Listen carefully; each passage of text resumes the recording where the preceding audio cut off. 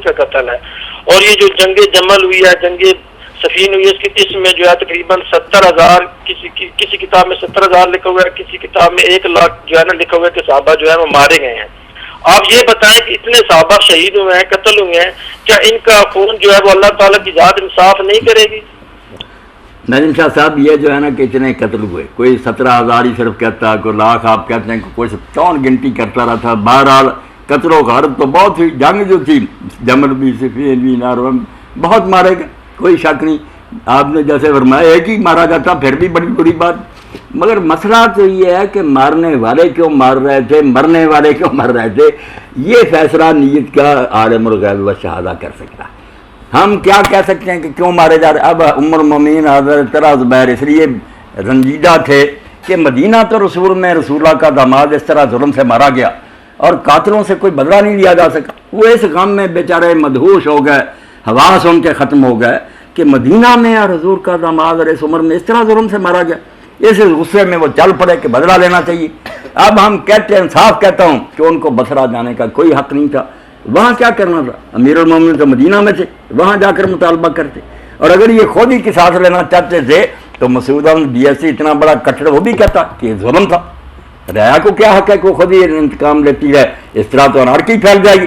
تو بہرحال ان کے قدم کو کوئی صحیح نہیں سمجھا. بات سچی جو کہہ دینی ہے، مگر اس سے یہ بھی نہیں لازم تھا کہ ایمان گیا. وہ حالات ایسے پیدا ہوتے. اب آپ قرآن کی طرف شاہ صاحب آئے کہ موسیٰ علیہ السلام نے داڑھی نہیں پکڑی، ہارون علیہ السلام سر کے بال نہیں پکڑ کر کھینچے. وہ پیغمبر ہے برابر کا، 3 سال بڑا عمر میں. مگر موسیٰ علیہ السلام اس خیال سے کہ میرے بعد اس نے نگرانی نہیں کیا، قوم تباہ ہو گئی، بچڑے کی پوجا، وقتی طور پر رنج میں آ گیا. اب کس کو آپ کافر کہیں گے؟ موسیٰ علیہ السلام کو کہیں گے کس کو؟ آپ بشروں کو بشر سمجھ کر ہی بات کریں کہ ایسے حالات پیدا ہو جاتے ہیں. آپ کا کوئی قریبی مارا جائے ظلم و ستم سے اور آپ غصے سے بے قابو ہو جائیں کہ کیا ہو رہا ہے، ہمارے اس خاندان کے آدمی کا کوئی نوٹس ہی نہیں لیا، قتل کرنے والے کو وزیر بن گیا کو. حالات تو ایسے ہی پیدا ہوئے. اب امیر المومنین پر بھی شبہ بڑھ گیا کہ مالک اشتر کو گورنر بنا دیا، محمد بن ابی بکر کو، لوگوں کو موقع مل گیا کہ اگر ان کا دخل نہیں تھا ان کو کیا بنایا. حالات ایسے پیدا ہوا کہ عام لوگ جو تھے ان کی عقل نے جواب دے دیا کہ علی نے قاتلوں کو کیوں ساتھ رکھا. ادھر ویسے اتنے چوٹی کے لوگ طلحہ اور زبیر، حضرت عمر المومنین جیسے. تو ان حالات کو دیکھتے پتہ چلتا ہے کہ جو کچھ اس وقت ہو رہا تھا اس میں سب معذور تھے. اپنی عام پبلک کیا کرتی، لوگوں کو کوئی سمجھ نہیں آ رہی تھا کہ حضرت عثمان کے ساتھ یہ کیا ہوا، ادھر بڑا ہے ادھر خلیفہ ہے. تو ان مشکل حالات میں ہم بھی ہوتے تو شاہ صاحب پتہ نہیں ہماری عقل کیا کرتی. اتنے بندے قتل ہوئے ہیں، مارے گئے، اگر اللہ تعالیٰ کی ذات جو انصاف تو کرے گی نا، ان کے نہیں قتل شاہ صاحب. میں یہ سوال کر رہا ہوں آپ سے کہ یہ قتل اللہ نے کہا نا، میں یقتل مؤمنا متعمدا، جان بوجھ کر کے اس مسلمان کو مارنا ہی ہے میں نے. وہ قتل کرے تو گناہ وہ ہوتا، ورنہ ہم قصاص میں بھی قتل کرتے ہیں، مرتد ہو جائے اس کو قتل کرتے ہیں، شادی شدہ زانی کو قتل کرتے ہیں، وہ حق پر ہوتا. اس لیے اگر کوئی شخص کہتا ہے کہ ان ظالموں سے ہم بدلہ لینے کی کر رہے ہیں تو ان کو اس نیت کا ثواب بھی مل سکتا. یہ تو فیصلہ خدا کرے گا نا کہ انہوں نے یہ کام کس نیت سے کیا. یہ قتل نہیں. ایک سیدھی میں آپ نے فرمایا تھا کہ ایک عورت تھی، اس نے جو ہے نا بلی کو باندھ دیا تھا اور اس کو دودھ وغیرہ نہیں دیا تھا، وہ مر گئی تھی، ٹھیک ہے نا. اور حضور صلی اللہ علیہ وسلم کی ذات نے وہ خواب میں دیکھا تھا کہ آپ نے بتایا تھا کہ وہ بلی جو ہے عورت کو نوچ رہی تھی. اللہ تعالیٰ کی ذات اتنی رحمان و رحیم ہے کہ ایک بلی جو ہے اس کو اس نے کھانا نہیں دیا تو وہ عورت کو ہمیشہ نوچتی رہے گی. اور یہ جو 60-70,000 صحابہ شہید ہوئے کہ اللہ تعالیٰ کی ذات ان کے بارے میں جو انصاف نہیں کرے گی.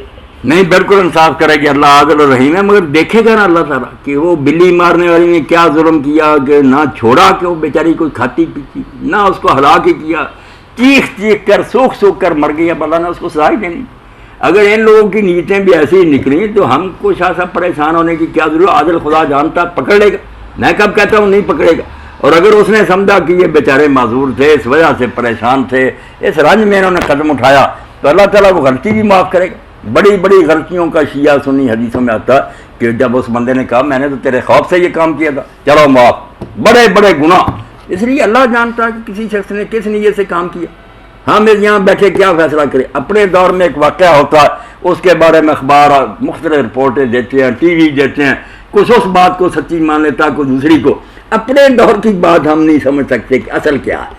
اتنی دور کی بات یہ آپ خطرے میں چھلانگ مارتے ہیں کہ 1400 سال کی کہانی ہے، ہر طرف راوی ہیں، راوی پارٹی باز ہیں، کیا ایسے ہم نتیجہ نکالیں کہ ظلم ہوا یا نہیں ہوا؟ نہ کسی نے ان کو عدل کرتے دیکھا نہ ظلم کرتے دیکھا، سنی سنائی باتیں نا، ان پر آپ لڑیں جھگڑے نہ، سنی شیعہ خدا کے لیے اکٹھے ہو جائے، رسول کو تو سارے مانتے نا، رسول علیہ السلام کو مان کر کفار کے مقابلہ میں ایک ہو جائے، یہی ایک نسخہ ہے۔ اگر یہ جھگڑا رہا کہ علی کو مانے، انہوں نے کہا ابو بکر کو مانے، تو پھر اللہ ہی حافظ ہے۔ اے گرفتار ابو بکر و علی ہوشیار بات، اقبال کیا گا پھنسے ہوئے ابو بکر علی میں چھوڑ دو، ان باتوں سے کچھ نہیں بنے گا، رسول تو ایک ہی ہے، اس سے جو ملا اس پر عمل کرو، اللہ خیر کرے گا۔ جی شاہ صاحب، ایک دوسرا سوال، یہ سوال تو بہت سارے ہو گئے ہیں کہ حضرت بکر صدیق کے جو والد تھے انہوں نے حضرت بکر صدیق کی بیعت کیوں نہیں کی؟ نہیں، یہ کہاں آپ نے پڑھا کہ اس نے ابو قحافہ نے بیعت نہیں کی؟ کہاں سے آپ نے پڑھا؟ بتائیں نا۔ یہ جو تھے حضرت ابو بکر صدیق کے والد ہے ابو قحافہ، جن کا اصل نام عثمان ہے، آپ کا عبداللہ ہے، یہ کس کتاب میں آتا ہے کہ انہوں نے آپ کی بیعت نہیں کی؟ بتائیں نا کوئی حوالہ۔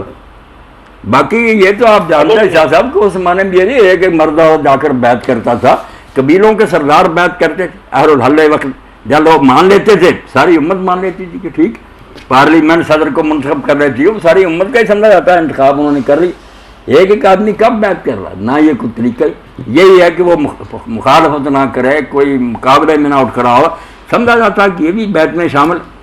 اب ابو قحافہ کے بارے میں اگر آپ نے کہیں پڑھا نا تو وہ بتا دینا، اس کو دیکھیں کہ کیوں اس نے بیعت نہیں بیٹے کی۔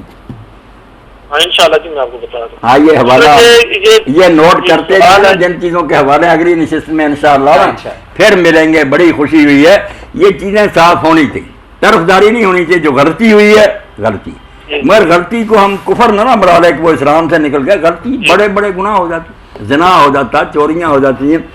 آپ دیکھیں نا جنہوں نے امیر المومنین سے جنگ کی ہے، اس پر ہی آپ شیعہ حضرات کی کتابیں پڑھیں، دوسرے پوچھیں ان کے ساتھ سلوک کیا کیا، ان کے جو مرے تھے یا ان کے قیدی تھے ان کے وہ برتاؤ کیا جو مکے کے کافروں کے ساتھ حضور نے کیا؟ نہیں، ان کے جنازے پڑھے، ان کو خود دفن کیا، ان کی بیویاں جو تھیں ان کو اور ان کے خاندانوں کو میراث دی، بالکل مسلمانوں والا شروع کیا، جنگ جمل صفین۔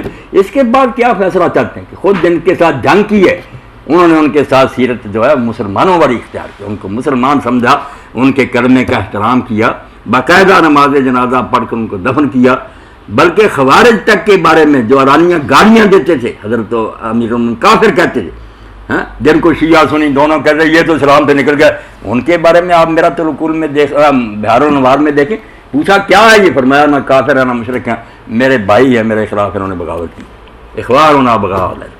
اس لیے خدا کے لیے یہ باتیں نا اس کو ٹھنڈی کریں، آگ بڑی لگی ہے، مسلمان تباہ ہو رہے ہیں۔ اب میری اس کوشش کو سارے برا بنا رہے ہیں، کوئی میرے خلاف میٹنگیں کر رہا ہے کہ اس کو مرتد قرار دیا جائے، ایک طرف آپ لوگ ہیں جو یہ بات، میں کہتا ہوں اس آگ کو بجھاؤ، چھوڑو ان قصوں کو، قرآن کو لو، اللہ کے رسول کو لو، اور کافروں کے مقابلے میں ایک ہو جاؤ۔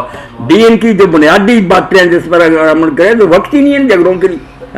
999 باتیں شیعہ سنی میں ایک ہے، نیک ہو جاؤ، اللہ کا شکر ادا کرو، نعمتوں کا حق ادا کرو، مسکینوں کے حقوق دو، وہ تو ہم کرتے کراتے نہیں، کسی میں کوئی کردار نہیں، جھگڑے ہیں کہ فلاں نے یہ کیا تھا، فلاں نے کیا تھا تو اللہ کے پاس چلے گئے، بھوک رہے ہوں گے۔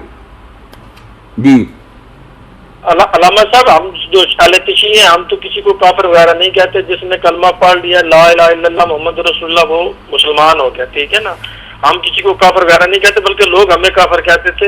الحمدللہ آپ کی جو ہم نے کیسے سنی ہے، یقین کریں کہ ہمارا دل بہت خوش ہوا، اور ہم ہر نماز میں آپ کے لیے دعا کرتے ہیں، کیونکہ یہ اہل سنت بھائی ہمارے تھے۔ بالکل شاہ صاحب، میں آپ پر کوئی احسان نہیں کر رہا، اپنے دین اور ایمان کی وجہ سے ہر مجلس میں اعلانیہ کہتا ہوں کہ شیعہ کوئی کافر نہیں، جو باتیں انہوں نے سنی اس کی وجہ سے اگر کچھ لوگوں کو برا کہتے ہیں یہ کفر کوئی نہیں، آپ کہہ دیں وہ غلط باتوں پر، میں صاف کہتا ہوں کافر ہونے کی دلیل بتاؤ نا، رسول کو نہیں مانتے، کتاب کو، اللہ کو نہیں مانتے، کافر کوئی نہیں۔ بلکہ اسی طرح بریلوی دیوبندی سب کا کہتا ہوں کہ کسی گروہ کو کافر نہ کہو، کلمہ پڑھے ہوئے ہیں، کلمہ پڑھنے کے بعد بھی آپ مسلمان نہیں مانتے، پھر گرنتھ پڑھے، ہندوؤں کے وید پڑھیں گے تو مسلمان مانیں گے، یہ آپ کی بات ٹھیک ہے، سب مسلم ہیں، بھائی ہیں، نمازیں میں کہتا ہوں شیعہ عالم پڑھا رہا پیچھے پڑھو، اور میرے ساتھی پڑھتے، میں خود پڑھتا ہوں کئی مرتبہ، انہیں کہا وہ میرے پیچھے آ کر پڑھتے ہیں۔ میری دعوت پوری دنیا ہے اسلام کو یہی، ایک ہو جاؤ، بالکل تم ایک ہو، ایک رسول کی امت ہو، جس کا دین ہے وہ تو ایک ہی ہے نا ہمارا، یہ اس کے ساتھی یا دوسرے جو سمجھتا اچھے ہیں وہ عزت کرتا ہے، جو سمجھتے نہیں بگڑ گئے تھے وہ برا کرتا، یہ بات کی باتیں ہیں۔